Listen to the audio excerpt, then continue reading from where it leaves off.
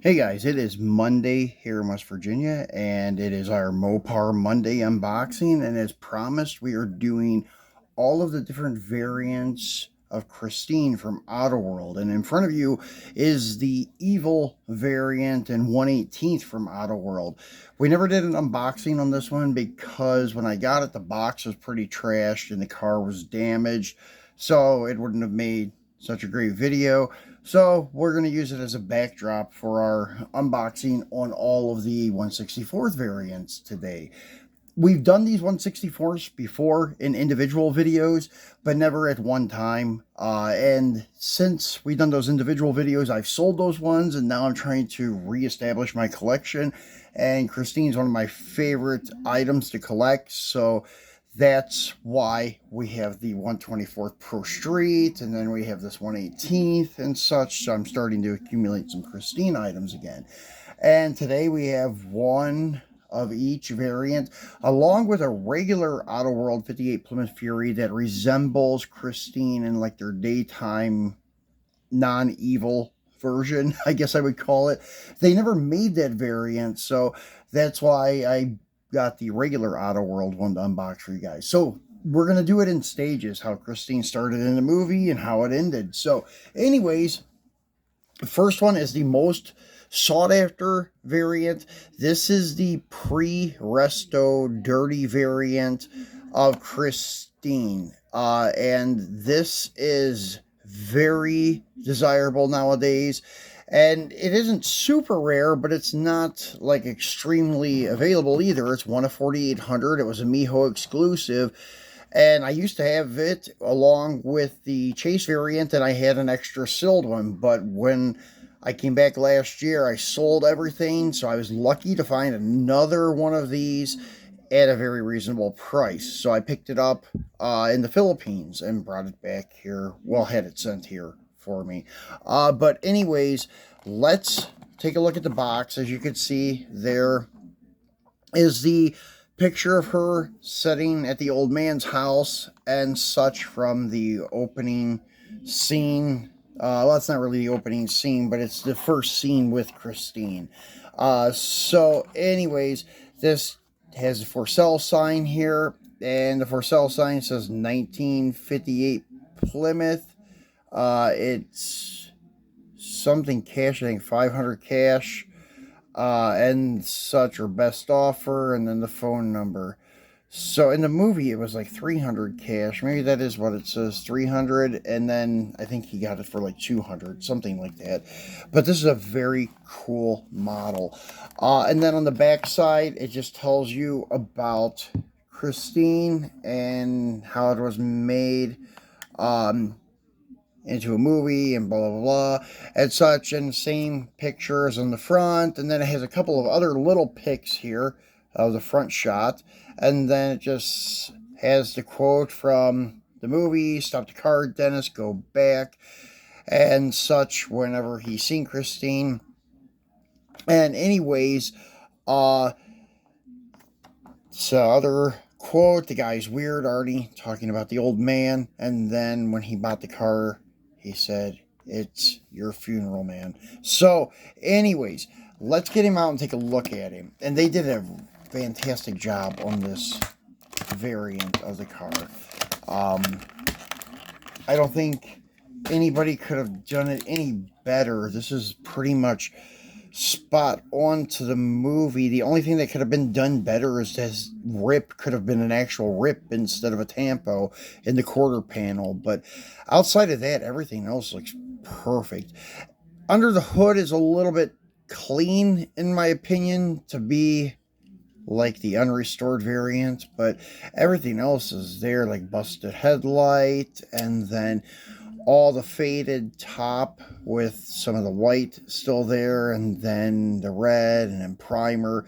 Very nice dirty windows. It just has a dust coating all over the car, missing hubcaps, and then like the tainted bumpers and such. So very nicely done. I can understand why it is so sought after.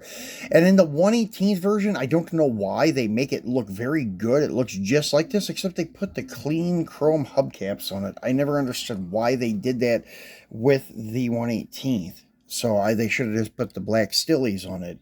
But that's my opinion. So that is the first one. And then the second would probably be just going to this regular variant. Okay, this is after it was restored and such, and Arnie didn't really know it was evil yet, and so on. And as I mentioned, they don't make a regular or non-evil variant of Christine. That's one thing I will give green light. They make both, but as far as I know, Autoworld didn't. They made like 3 or 4 releases of the evil version, but they're all the same pretty much. One may be a little more detailed than the other, but they're all dark tinted windows. So anyways, this is the fill-in for the daytime non-evil Christine that I have for you guys. So let's get him out and take a look at him. I'm not really going to eat up a bunch of time and read all these premium facts and stuff. Just let you see the card and such. And this one is also a little bit limited. It's one of 5,500 when Autoworld was still numbering their releases. So let's get him off the card and take a look at him and such. And this one, I'll show you the evil variant too when we get to it, but as you can see, this one's a little bit closer to the red than the evil one. I would say it's a little shade lighter, but the evil variant is very dark. So I'll show you guys that when we get to it here in just a moment. So anyways, here is the car fully restored. Opening hood has the dual quads also. So nicely done, like the chrome hubcaps. And then we'll go to, I guess I would say, let's go to the partial restored, because this is one that I'm not sure if this is supposed to be when he was restoring it and such. And the blister's totally coming off this card, so bear with me. And it has a cool pic of the scene, but it has the guys like sneaking in to look at the car. It was Dennis coming in to look at the car, and you just see these random areas that are fully restored with some other like really off spots on the car that was not restored. I don't remember if this is after they destroyed the car, like in the vandalism, Buddy Riverton and his friends, or if this was at the beginning when he was restoring the car, and the guy, Darnell, at Darnell's garage, said the kid has bad taste in cars, but he has good hands and such. So let's get this off the card and take a look at it. And as I said, the blister just fell off this package. So this is pretty much this car redone all over again. Except the windows are a little bit dirtier, which I would have said the windows should have been clear. And then, the hubcap is dirty, and I don't really understand why that is, because the car didn't come with the hubcaps. They should have done chrome on the hubcaps, or at least painted it silver. So didn't quite understand that, or just made it all steel rims all the way around. But as you can see, fully restored, painted deck lid, door, quarter panel, and such. Restored hood, and then in the card art you could see where the grille was half restored, and this one doesn't really catch that part, but still not bad. The restored door on this side, so you get the point though. And then under the hood of this one, the hood doesn't open so well on this variant, but the engine compartment's a little bit dirtier than the like unrestored version, as you can see. So they should have swapped the engine compartments on these two. But anyways, not bad, nice attempt and such. And then that is your partial restored. Then we have the evil variant, and this was first released when they still had the acrylic display cases. It was the first silver screen. I think it's the only silver screen car, even up to date.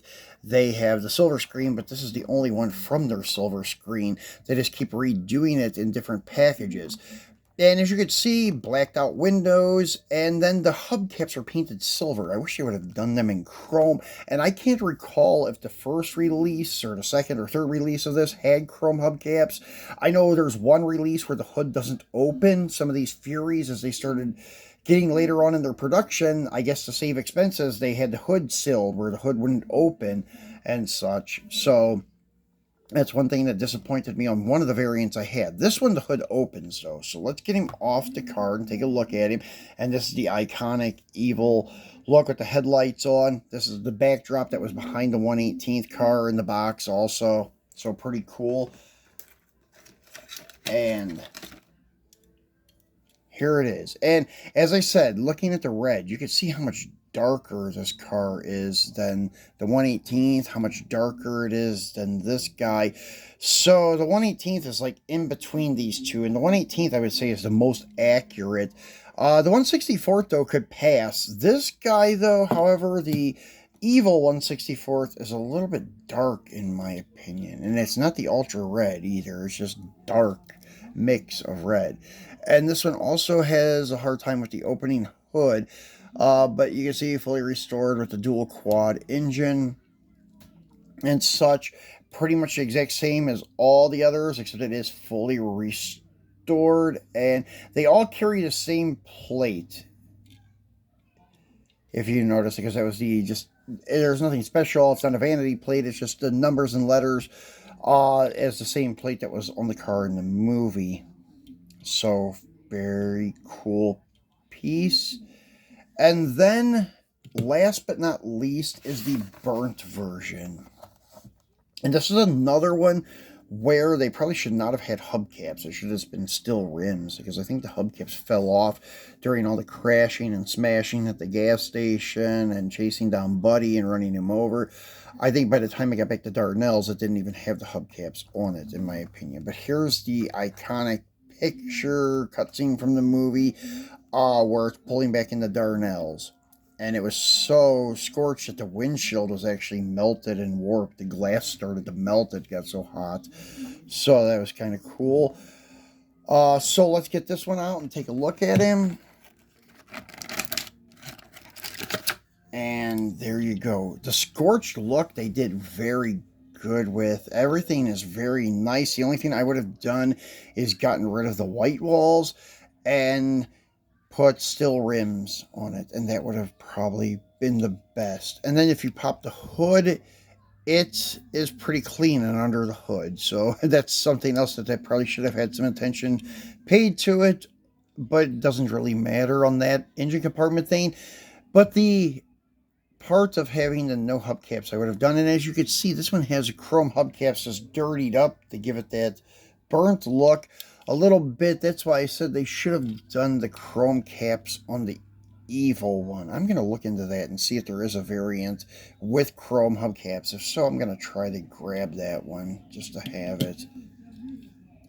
So that is it, guys. This is all of them. I'll get them lined up here for you. All of them to date that has been released. I actually wish they would release their April Fool's joke, which was the car crushed and the car was in the cube and such. I wish they would have done that one. I know people would buy it. I would buy it, even though it's just a crushed square piece of die cast with some details that you could pinpoint. That would be Christine. That would be awesome. I would buy that in a heartbeat. I wish Autoworld would actually produce that one. That would be awesome to kind of finish out the whole lineup of pre-resto, partial resto, burnt, evil, and then the cubed. And then they could come out with a package like daytime release instead of us having to throw together our own. Because Autoworld hands down has the best 58 Fury casting. They beat Hot Wheels, they beat Green Light, nobody can touch them, not even M2. M2 also should maybe do the licensing with Christine since they have the casting. Why not everybody else jumped on the bandwagon? So anyways, guys, this is our Mopar Monday. This is our Christines and all the variants in 164th plus an extra 164th, and then the 118th. So I will be back on Wednesday with just some random unboxing. of a vehicle. Not sure if it's going to be Mini GT, Autoworld, or whoever it may be. But on Friday, for our Free It Friday, we do have a cool one to take a look at. It is the Dodge Tradesman 70s like pimp van, I guess I would call it. So that we have coming up on Friday. So thanks for watching, guys. Enjoy the rest of your or the first part of your week, I should say, and then I will see you on Hump Day.